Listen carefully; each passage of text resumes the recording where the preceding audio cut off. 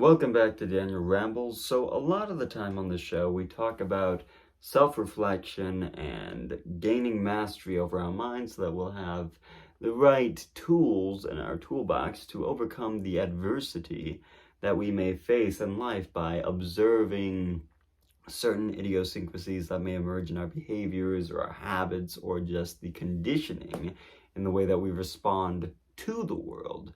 Because too often, we'll feel like victims of our situation and we won't really know what to do, and we'll feel trapped and paralyzed and just in a state of uncertainty, not knowing where to go or what to do. So that's why we generally will talk about these situations or talk about these topics.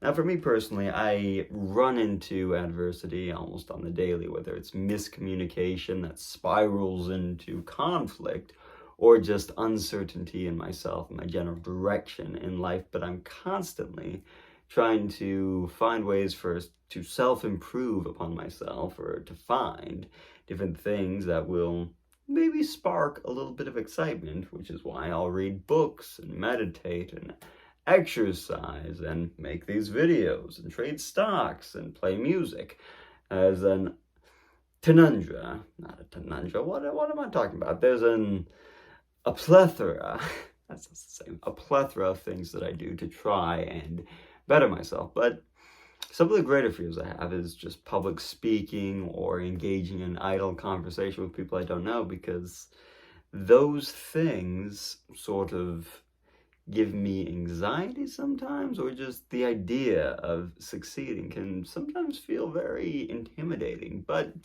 it's the things that we want to avoid that more often than not will teach us the lessons that will help us move forward. And so often we as human beings will blame, complain, and criticize ourselves or others, and that just helps us stay in this endless cycle of doing the same thing over and over and over again, hoping that something will change, which, as so many individuals have said, is the very definition of insanity. Just this spiraling, endless cycle. But the way that I've found, or something I've found that's helpful to break out of the miscommunication cycle, is just asking simple questions. Like, what was your intention behind what you said? Instead of just reacting emotionally and just taking things personally, I try to have empathy and understand somebody else's position.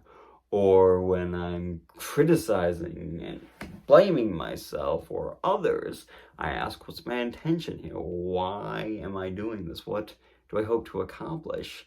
And then ultimately all of this will not only reflect the way that we feel and the way that we look or the way that we behave, but it'll also impact our environment, because they say that our environment is a byproduct of what's going on inside of us. So if you're seeing a messy environment, you'll see a very cluttered, uncertain head. Or if you see a very open space, then you'll see a space that's welcoming and wanting other individuals to come and create community.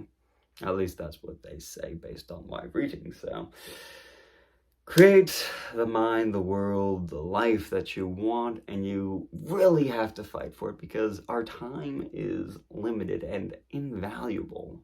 Once you realize the true value of time, it becomes a little bit easier to find the momentum and passion to move forward. But for me personally, time feels like it would be endless because I'm still living. But once you recognize the scarcity of time, you may learn to appreciate it even more.